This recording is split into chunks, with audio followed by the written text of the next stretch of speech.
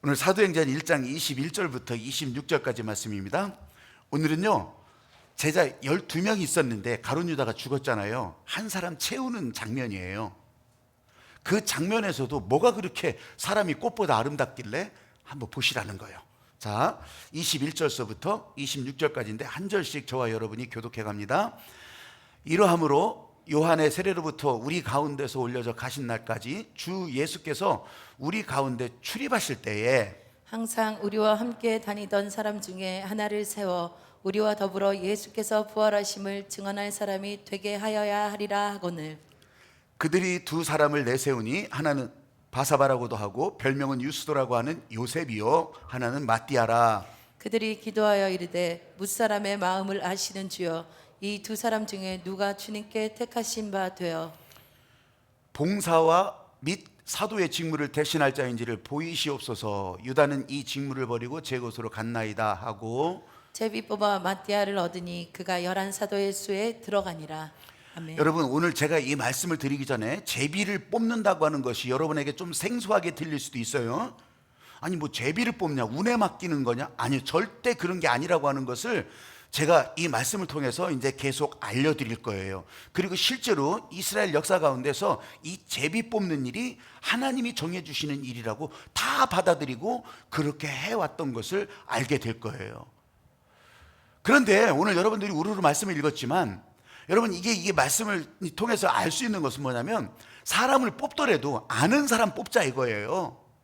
지금 이 자리가 어떤 자리냐고 한다면 이 성경 안의 자리가 예수님께서 성령을 기다리라, 여기에 이 말씀 그대로 지금 기도하는 자리예요. 기도에 전무하던 자리라고. 그러니까 쉬는 시간, 밥도 먹고 또 휴식도 하고 얘기도 하고 그런 시간도 있었겠죠. 그런 시간에 우리 이럴 게 아니라 지금 한 사람의 결혼이 생겨서 이 일 누가 하냐, 일은 누가 지도해야 될 거 아니겠냐, 한 사람을 채우자, 그렇게 하면서 기도하던 중에 이제 사람을 세운 거예요. 이 사람 저 사람 바깥에서 추천했겠어요? 아니면 공모를 했겠냐고. 그게 아니에요. 이 사람들 가운데 세워서 한 사람을 뽑자. 그러면서 이제 두 사람까지 남게 된 거예요. 두 사람만 추천한 거 아니에요? 여러 사람도 있었어요. 근데 두 사람만 여기 기록이 된 거예요. 그 두 사람 가운데 아무나 돼도 상관없어요. 왜냐하면 이 하나님께서 택하시는 방법이 이 사람 들었어도 상관없고 저 사람 들었어도 상관없고, 오늘 그 얘기를 여러분들이 읽은 거예요. 근데 왜 이 제비 뽑기를 하게 되냐? 조금만 기다려 보시오. 그 유대 사회에서요, 로마가 식민지 지금 지배를 하고 있었잖아요. 그랬을 때는요, 로마 시민권자들도 있을 거 아니겠어요? 그 로마 시민들이나 로마 시민권자들이 그 동네에서 죽었다, 살인 사건이 났다고 쳐봐요.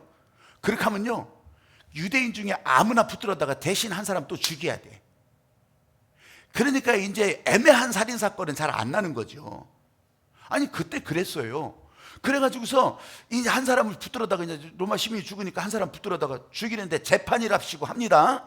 재판이랍시고 아주 공정한 룰이라고 지들끼리는 하는 거예요. 그게 뭐냐면 유대인이 억울하게 붙들려 왔잖아요. 붙들려 왔는데 네가 아니면 다른 사람 또 죽어야 돼. 그런데 공정한 기회를 주겠다는 거예요. 그게 뭐냐면 항아리 안에다가 표를 2개 넣어놨어요. 한 표에는 사형, 이것 뽑으면 죽는 거예요. 한 표에는 사면, 이것 뽑으면 살아서 가는 거예요. 그래서 뽑으라는 거예요. 이게 공정한 거 맞아요? 안 붙들려 오는 게 공정한 거지. 근데 여기 와서 이거를 이제 딱 뽑게 되는 거예요. 근데 이 유대인 한 사람이 끌려와서 이 사람이 지혜가 있는지 이 사람이 하나를 딱 뽑더니 그냥 입에다 탁 쳐놓고서 우물우물 씹어서 먹어버리는 거예요. 왜 그랬겠어요? 아니 왜 그걸 먹으면 어떡하냐? 거기 뭐가 적혀 있는지 봐야지. 아니 둘 중에 하나라면 그 항아리 속에 하나 있는 거 그거 반대편이겠네. 그 항아리 남은 거 보니까 사형. 그럼 먹은 건 뭐예요? 사면이라고 다 대답해야죠, 그죠? 근데 아니요, 이 로마에서 공정하답시고 한 게 사형 2개를 다 만들어 놓은 거예요. 그러니까 유대인들은 뭣도 모르고 뽑으면 무조건 사형이야. 무조건 사형. 여러분, 이런 상황을 만들어 놓고 뽑으라고 한다면 이거는 진짜 아무것도 아니죠. 이게 뭐 하나님의 뜻이겠어요? 근데 오늘 여기에서 제비를 뽑는 것은 그런 제비가 아니라고. 이 모든 과정까지 지금 기도하면서 이렇게 시작했다고 했잖아요. 이 모든 과정까지도 다 맡겨드리는 거예요. 그러면 뽑히든지 안 뽑히든지 하나님께서 택하신 사람이라고. 안 뽑혀도 할렐루야, 뽑혀도 할렐루야. 왜냐하면요, 이게 2500년 동안 이스라엘에서 행하던 방식이에요. 이게 하나님 중심으로 살던 이스라엘에서는, 성전 성막 중심으로 살던 이스라엘에서는 제사장들에게 아예 맡겨놨어요. 어떻게 해야 된대요? 어디로 가야 된대요? 몰라. 근데 하나님은 아셔. 그래서 이 제사장들의 품에 우림과 둠밈을 두게 하시고, 그것이 무엇을 뽑든지 하나님께서 말씀하시는 것으로 다 받아들여 아멘하고 그 일을 행했던 거예요. 마찬가지로 이 사람을 뽑을 때도 제비를 뽑는 게 이 사람들의 통례였어요. 그러면 어떻게 되겠어요? 하나님이 뽑아주신 거예요. 뽑히든 안 뽑히든. 그러고 보니까요, 싸울 일이 없었던 거예요. 싸울 일. 이 사람 세우는데 제비 뽑아서 싸울 일은 한 번도 기록되질 않아요. 근데 어떤 때 싸워요? 나 좋아하는 사람 세우기 시작하면 싸우는 거예요. 참 절묘하죠? 그래서 하나님 아버지께서 주시는 이 방식이, 이게 하나님께서 이루시는 일을 이루는 것이라 그렇게 여기면서 이렇게 따라갔던 거예요. 오늘 여기 이 두 사람 누가 뽑히든지 하나님의 일을 그렇게 하겠더라는 거예요. 그렇지만 이 두 사람이 올라올 때, 추천될 때, 그래도 우리와 익숙하고, 예수님께서 남겨주셨던 그 뜻과 예수님께서 보여주셨던 그 일의 그 목적을 알 수 있는 사람이 세워지면 좋겠다. 그래서 자격을 놓고 보니까 익숙한 사람, 예수님 세례 받을 때부터 다 같이 다녔던 사람, 그 가운데 한 사람이면 더 좋겠다. 그래서 두 사람이 뽑혀진 거예요. 이 두 사람이, 유대인 역사가 요세푸스라고 있거든요. 유대인 고대사라고 하는 책이 있어요. 근데 그 책에도 이 두 사람에 대해서, 이 누가복음 10장 1절 이하에 나오는 것처럼 70명을 예수님이 다 뽑아서 보내거든요. 전도 보내요. 그 중에 이 사람들이 있었을 것이라. 이 유대인 역사가, 일반 역사가가 그것을 기록하고 있는 거예요. 그래서 그 중에 마띠아가 뽑히게 된 거예요. 마띠아는 여호와의 선물이라. 사실 여기 있는 사람들요, 뽑힌 사람도 안 뽑힌 사람도 구경하던 사람도 다 이 사람들요, 예수님께서 십자가에서 달려 죽으실 때 도망갔던 사람이에요. 도망갔어요. 피했어요. 멀찍이 지켜봤어요. 혹시나 붙들릴까 봐. 이랬던 사람들이라고.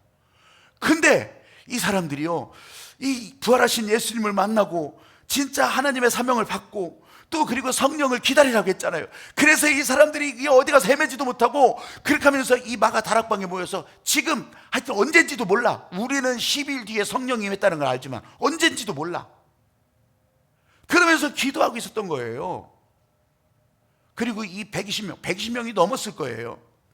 그 사람들이 모여서 힘써 기도하고 있던 가운데, 여러분 여기에 하나님의 뜻 말고 사람의 뜻, 세상의 뜻이 들어가면 어떻게 되겠어요? 안 되는 거잖아요. 하나님의 일인데 세상 바람이 이 가운데 들어가면 안 되는 거잖아요.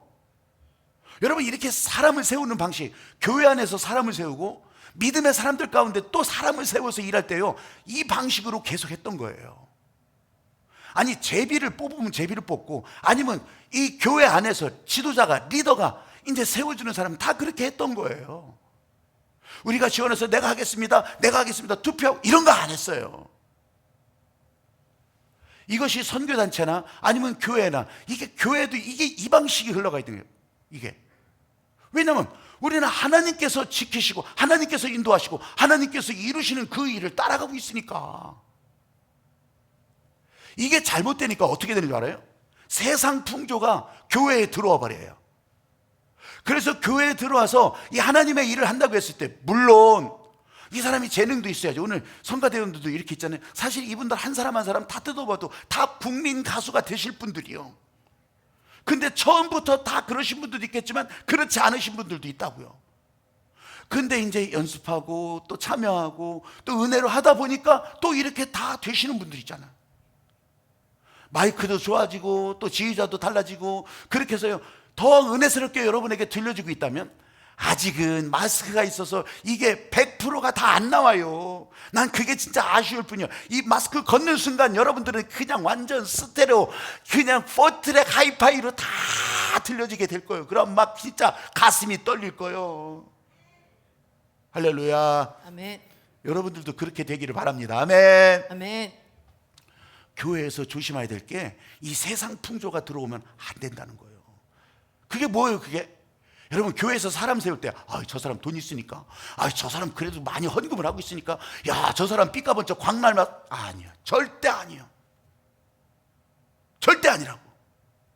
진짜 만약 그것 때문에 내가 좀 더 알고 저 사람한테 밥 얻어먹어서 좀 더 알고 내가 이렇게 해가지고서 그 사람 세우고 그 사람 할만합니다, 저 사람 할만합니다, 여러분, 그 사람이 교회를 다 망쳐요.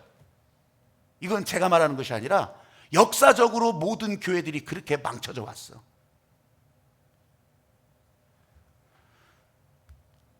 사람마다 목회하는 방침은 다 다르지만요, 이번에 우리 신천 권사님들도 세우고 아마 잘 모르시던 분들이, 이분들은 이제 다 알지, 목사가 어떻게 목회를 해왔는지. 근데요, 다른 교단에서 있거나 이런 사람들은요, 은근히 또 한번 헌금을 또 얼마나 내야 권사를 시켜주나, 장로는 또 어떻게 내야 시켜주나, 다 꼬나오는 사람들도 있어요. 한마디도 안 하죠. 그거 할 이유도 없고. 여러분 가운데 혹시 그런 부담이 있었다면, 여러분, 그것 때문이 아니라고. 내 일생에 이렇게 부름받아 세워지는 것이 너무너무 기쁘고 감사했어요. 세상에 이런 감격, 가문의 영광이 어디 있어. 여러분, 그렇게 해서 헌신하고 그렇게 해서 헌금하는 분은 있어도, 여러분, 이것 때문에 왔다 갔다, 천만의 말씀이요. 교회 다 부서져. 그 수없이 많은 사람들이 몇십만 명의 교회를 이루고 또 몇만 명의 교회를 이루고, 여러분, 이런 사람들이 그 교회를 다 부셔버려요. 왜 그런지 아세요? 하나님의 일하고 아무 상관없기 때문에 그래. 그냥 자기 공로, 자기 과시, 그걸 밟고서 이 돈을 이용해서 아니면 권세를 이용해서 자기의 알량한 그것을 위해서는 그거 밟고 올라오는 거예요. 그거 받고. 하나님께서 낮아지고 섬기면서 높아지게 하지 않고 그냥 내가 밟고 올라선 것이, 그러니까 인정하지 않으면, 인정해주지 않으면 그냥 사발팡발 동네방네 나발불고 댕기면서 교회 부셔버리는 거예요. 하나님하고 상관없어요. 은혜는 남의 집 일이요. 말은 하지, 말은. 물론 저나 여러분이나 자동차도 타고 다니고 돈이 필요해서 건축도 하고 어떤 때는 이런 도구도 돈 들여서 사기도 해요. 근데 그거 하나하나 따지면서 그럼 이건 하나님의 뜻입니까? 이건 하나님의 은혜가 있는 것입니까? 여러분, 이거 일일이 묻고 그러지도 않아요. 예수님이 그거 일일이 물으라고도 안 하셨고, 우리를 위해서 허락해 주셨듯이, 우리를 위해서 열어주신 것처럼 그냥 기뻐하면서 감사함으로 타고 가라는 거예요. 이 사도행전 역사 가운데 다 그랬죠. 그래서 배 타고 가고, 그래서 말 타고 가고, 그래서 걷기도 하고. 진짜요, 하나하나 일일이 피곤하게 물으라고 하지도 않으세요. 왜냐하면 이미 하나님의 뜻을 따라 가고 있기 때문에. 최근에 무슨 코로나 백신 거부하는 거 일부러 막 대문짝만하게 막 과시하는 사람도 있어. 나는 백신을 거부합니다. 어쩌고 저쩌고. 난 그 가운데 또 그게 무슨 짐승의 표 666이라 이거 맞으면 구원이 취소가 되고 어쩌고 저쩌고 난리를 쳐. 아이고, 그러면 666 찍힌 그 약껍데기, 그 만약 이제 바코드가 찍힌 그 약껍데기에 있는 혈압약 먹지 말아야지. 당뇨약도 먹지 말아야지. 머리 아플 때 아스피린도 먹지 말아야지. 여러분, 이런 건 금방 분별이 되죠? 분별이 돼. 근데 이 자기 과시, 자기 욕망, 그렇게 하면서 그걸 밟고 쓰면서 이게 하나님의 뜻이라고, 아이고, 나는요 이제 이만큼 말할 때가 된 것 같아요. 말할 수도 있어. 보여요. 보이기 때문에 그거는 붙잡아도 소용없어요. 자기 과시가 안 먹히면, 자기 욕망이 안 먹히면, 그러면요, 아이고, 딴 길로 가버리면. 근데 자기 민낯이 다 드러나니까, 미천이 다 드러나니까 아무 말 대잔치 하는 거예요. 저 사람 때문에, 이 사람 때문에, 이 사람 때문에, 저 사람 때문에. 아무 말 대잔치. 아이고, 진짜 중요한 거, 여러분, 제비 뽑는 사람들을 보시라는 거예요. 하나님의 마음으로 보시라는 거예요. 안 뽑혔다고 하나님께서 안 쓰시겠냐고.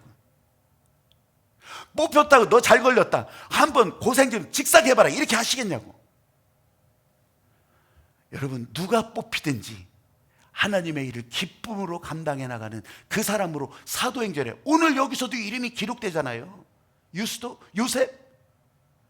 여러분, 앞으로 안 나와도 상관없어. 나와요. 나오는데 안 나와도 상관없지만 하나님께서 이 사도행전을 기록하는 한 사람이 또 되는 거예요. 마띠아, 말할 것도 없죠. 말할 것도 없어. 이거 안 뽑혔다고 그냥 막 승질내고 판 다 엎어버리고 에라 버려왔다. 여러분, 이렇게 나올 사람이라면 이름도 부정적으로 나왔을 거예요. 아마 이름도 안 나왔을 거예요. 그렇지만 사람이 꽃보다 아름다운 이유는 복음으로 살 때 아름답기 때문에 그런 거예요. 한번 저를 따라서 해보십시오. 복음으로 살면 누구든지 아름답습니다. 누구든지 아름답습니다. 사도 바울이요, 이런 면에서 여기에 딱 맞는 사람이었어요. 사실 사도 바울은요, 제자들을 만났을 때, 예루살렘 사도들을 만났을 때 엄청 섭섭했어요. 물론 이 사람들보다 나이도 적었어요. 한 5살가량은 적었어요, 대체적으로. 더 많은 사람도 있겠지만 나이가 어린 축에 속했다고요. 예수님보다 5년 뒤에 태어났으니까 좀 어린 축에 속했겠죠. 그런데 이 사도 바울은 예수님과 같이 다니지도 못했어요. 더더군다나 나중 일이지만 예수 믿는 사람을 잡아들이는 사람이었다고. 그러니까 예루살렘 사도들이, 아니 지금 이렇게 해서 사도가 채워지고 그러는데, 아니 어느 날 저 딴 나라에 안디옥이라고 하는 거기서 살던 사도 바울이 유대인이긴 하죠. 그것도 베냐민 지파, 그것도 아주 훌륭한 공부, 서울대학교 막 박사과정 나온 사람이야. 그런데 이 사람이 어느 날 예수 믿는 사람들 잡아들이다가 내가 이제 사도가 되었다고 말하는 거예요. 내가 예수님 만났다는 거예요. 부활하신 예수님을 만났다고 말하는 거예요. 콧방귀나 끼겠어요? 그러니까 이 예루살렘 사도들하고 만나는 자리에서 늘 불편했던 거예요. 성경에도 그대로 보도가 돼요. 논쟁을 해요. 네가 언제부터 사도더냐? 나는 예수님이 직접 사도라고 임명하셨다. 말 같지 않은 소리 좀 해봐라. 진짜 그랬었어요. 근데 그 사도 바울이 섭섭해서 에라 때려치고 가고 싶었지만, 여러분, 바울이 복음을 따라 살다 보니까 꽃보다 아름다운 바울이 되는 거예요. 바울이 그렇게 살다 보니까 62세쯤에 이제 로마에서 순교당하거든요. 여러분, 그 로마 순교터를 여성교회 우리 비전트립 갈 때 거기 가봤잖아요. 그 순교터에 마당에 들어가면서 순교 기념지 안에 보면은 이렇게 참 세 군데 우물 파진 데를 이렇게 철창으로 이렇게 가려놓고서 이렇게 보호를 하고 있어요. 그게 뭐냐면, 목이 떨어졌는데 목이 떨어져서 굴러가는 자리마다 3번을 굴러가면서 그렇게 덜커덩 가면서 거기서 샘물이 솟았다는 거예요. 믿거나 말거나지만 그렇게 하고 보호하고 있다고.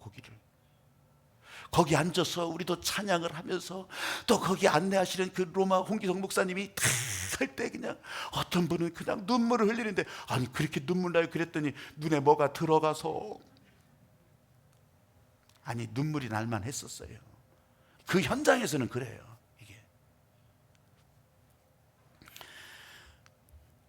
여러분, 그렇게 하니까 꽃보다 아름다운 인생, 복음을 따라 살다 보니까, 저는 이것이 옛날 바울의 얘기를 하려고 하는 것이 아니에요.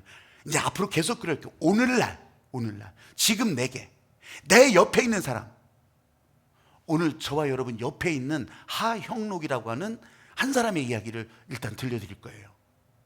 P31이라고 하는 잠언 31, 이 책을 통해서 제가 몇 번은 소개해드렸는데, 하형록 회장, 미국의 팀 하스 주차빌딩 이 건축회사 그 회장인 하형록이 아주 살아온 날이 진짜 기가 막히잖아요.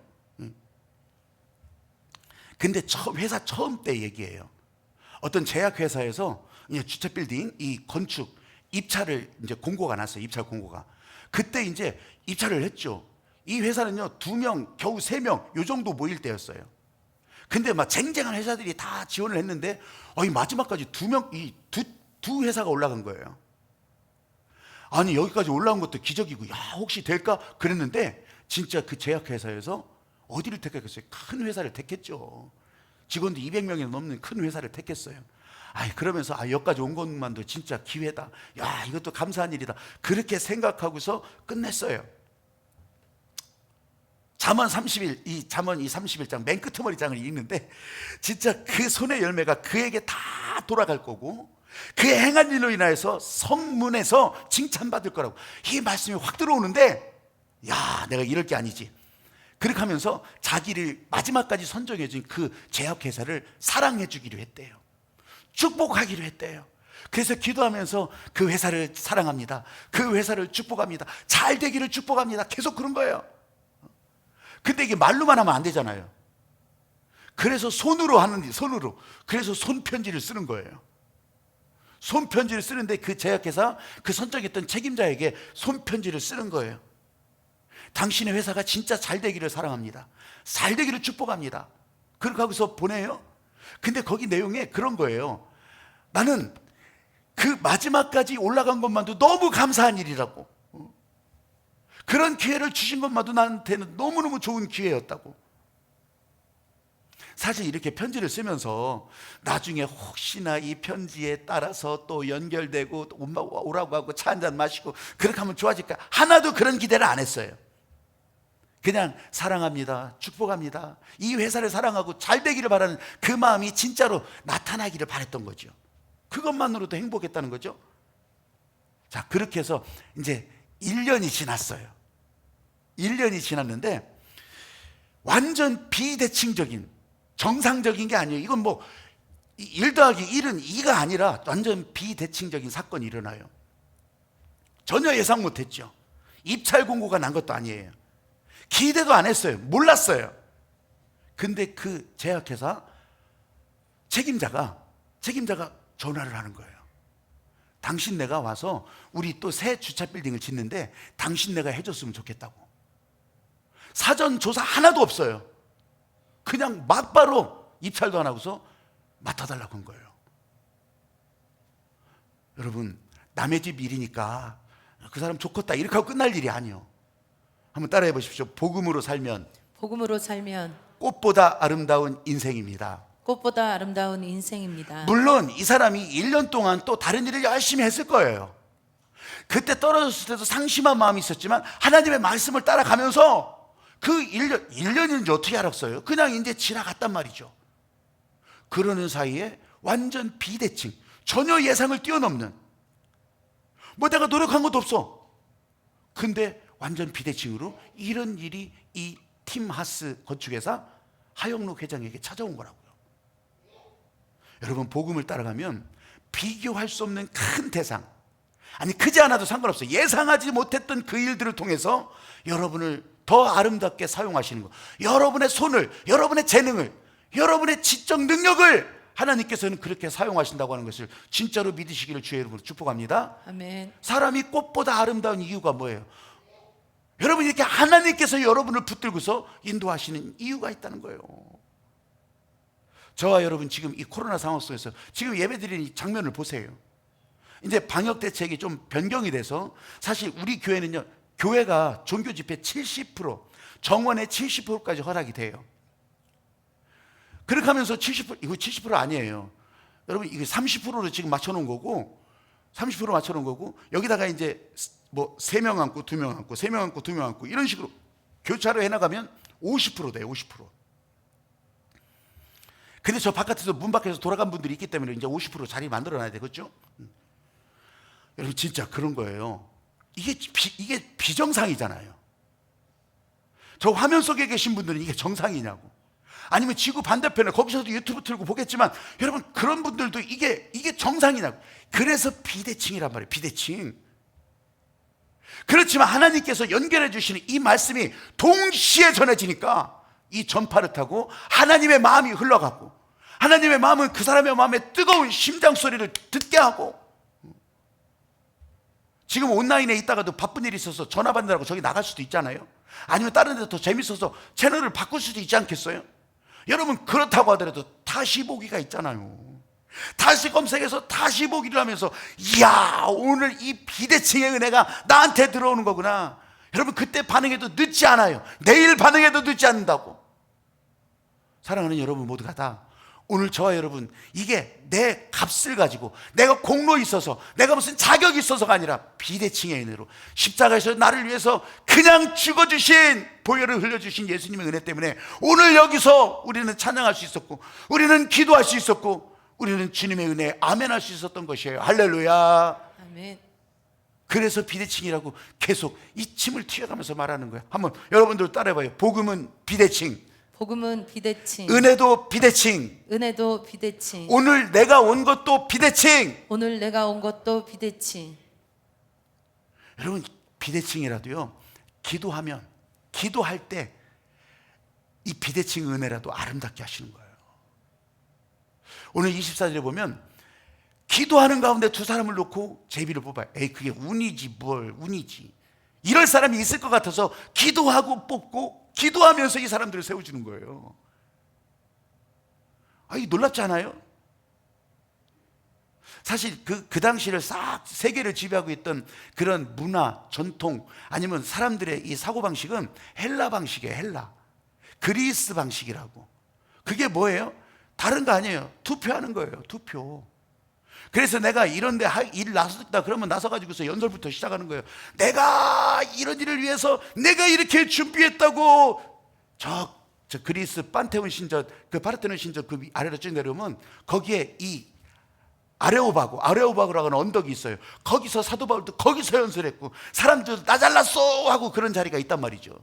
그러면 야, 너 잘났다, 내가 더 잘났어, 너 잘났다, 누가 잘난지 한번 투표해보자. 그러면 도편이라고 해서 이래 자기 가진 표를요, 그래서 던지는 거예요.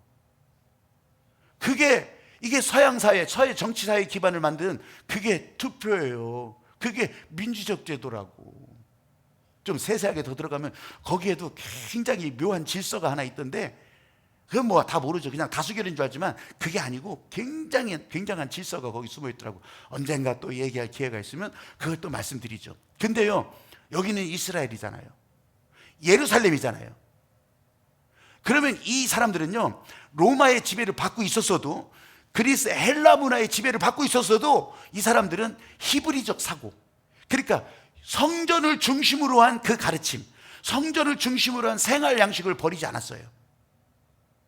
그게 아까 말씀드렸던 우림과 둠밈, 제사장을 통해서 일을 맡기고 제비를 뽑는 이 통례적인 방식을 버리지 않았다고요. 왜냐하면 이래가지고 안 싸우니까.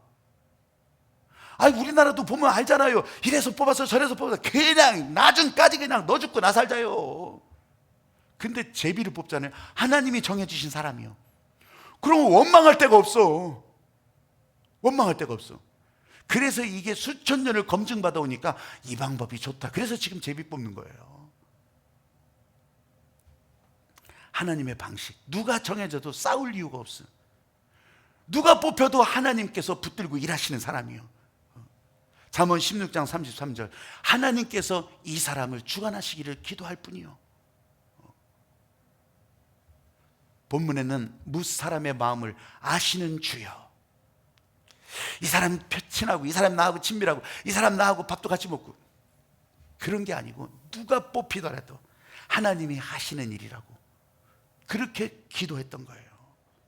사실 이 사람들은요, 실감나는 경험이 있어요. 갈릴리에서 부활하신 예수님을 만났잖아요. 얼마나 미안했겠어요. 얼마나 부끄럽겠냐고. 십자가에서 달려 죽으실 때는 그냥 아무 소리 못하고 다 도망갔었다가 갈릴리에서 만나자 그 얘기 듣고서 갈릴리에 와서 만났는데 부끄러울 뿐이지. 근데 부끄러운 정도가 아니야. 예수님은 우리들의 마음을 어떻게 그렇게 다 알고 계셨는지 다 알고 계셨어. 그러니까 더 죽을 맛이죠.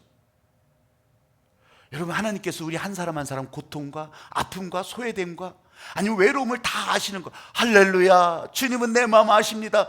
우리는 그렇게 찬양할 때도 있죠. 근데요, 주님은 내 마음 아신다면 내가 죄짓고, 내가 주님 아프게 했고, 내가 주님 배신했고, 내가 주님 떠났던 것도 다 아신다는 거잖아요.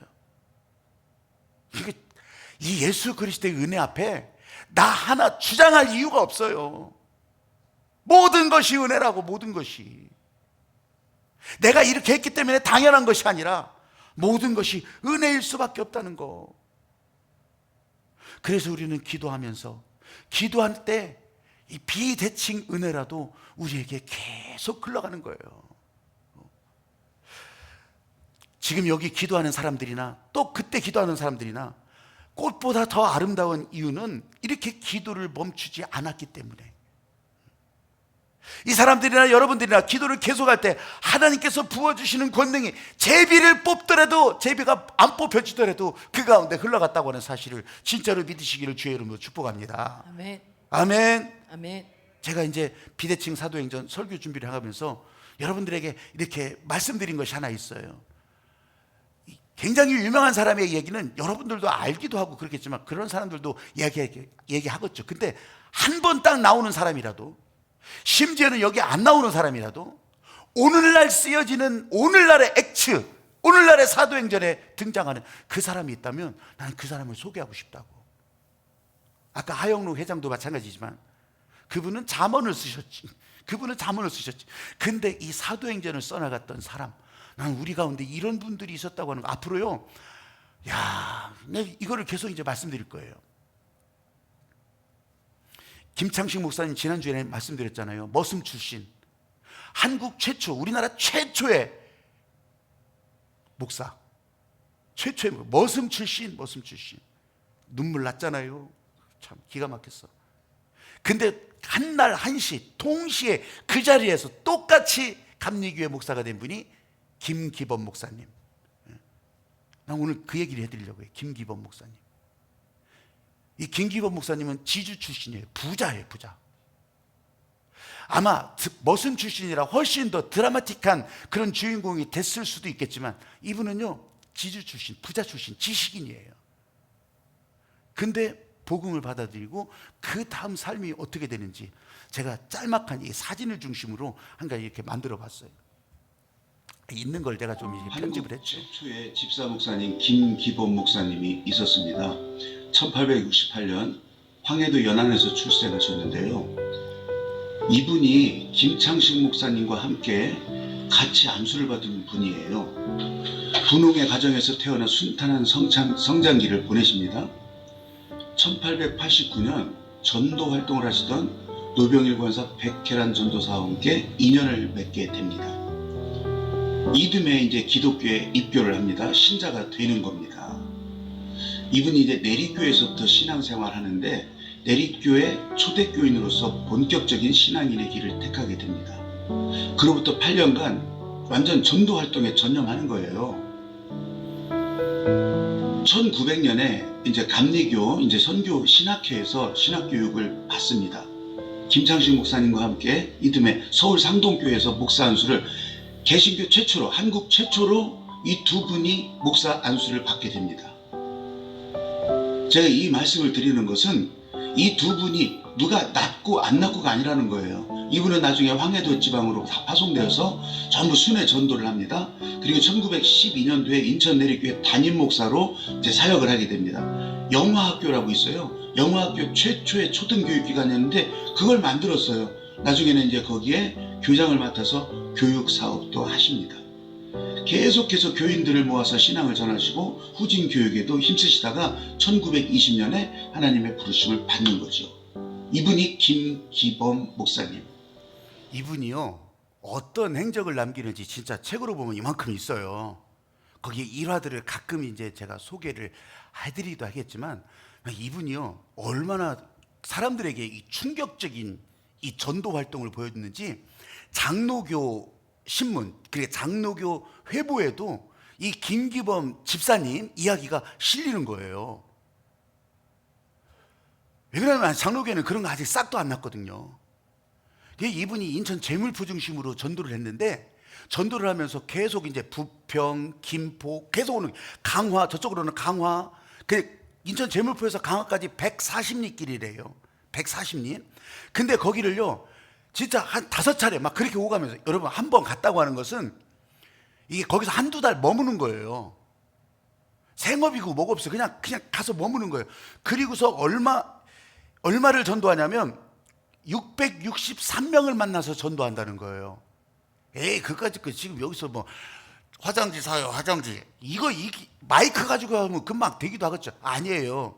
이때 당시는 그냥 툇마루에 앉아서, 대청마루에 앉아서 1대1이거나 1대2거나 이걸 663명을 하는 거예요. 그러니까 장로교 회부에 세상에 이런 감리교회 집사님이 있더라. 그렇게 하면서 이걸 소개하는 거예요.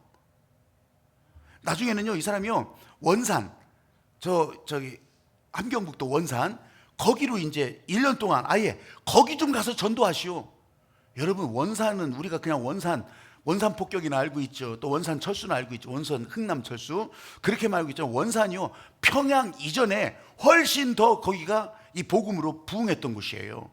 그 주변이고 어디고 다. 왜냐하면 일본하고 가깝잖아요. 배 타고 들어오기도 가까우니까 그렇게 들어갔던 거예요. 이쪽으로 쭉 돌아서 평양 들어가는 게 아니라. 그래서 이 사람이 거기 가서 그렇게 순회 전도도 했었어요. 아펜젤러랑 같이 가서. 아펜젤러는 거기 있다가 블라디보스토크 갔다 오고 그렇게 하는 사이에 이제 쫙 그 일을 하는 거예요. 거기에 남긴 일화도 참 많더라고요.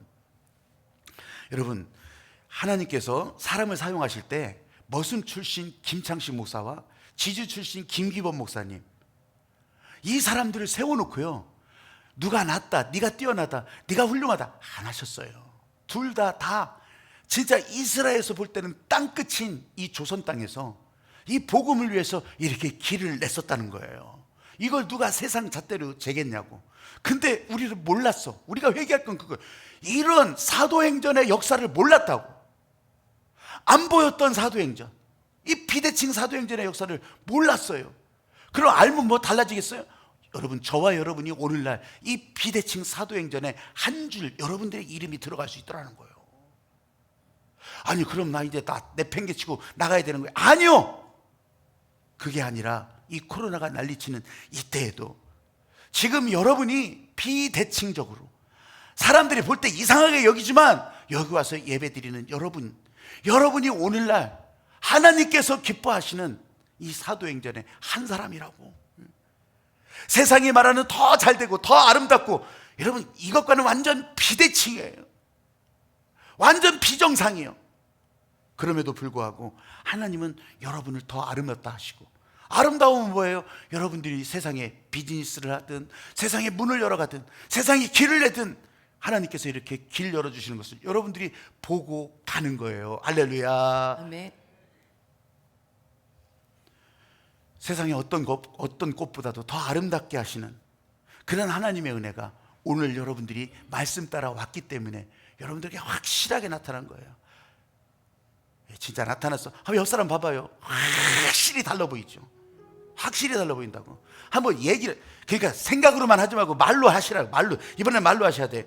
지금 보니까 확실히 꽃보다 아름다우신데요.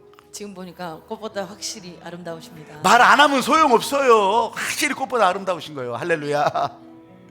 여러분이 찬양하면서 진짜 사람이 꽃보다 아름다운 이유가 오늘 이 말씀을 따라서 여기까지 왔기 때문에, 또 여러분 진짜 사람들이 비정상이라고 해도 오늘 예배드리기 때문에, 오늘 주님을 찬양하기 때문에 여러분들이 아름다운 이유가 되는 거예요. 이 찬양하면서 한번 여러분 마음이 진짜 이 마음이 채워지기를 바라요.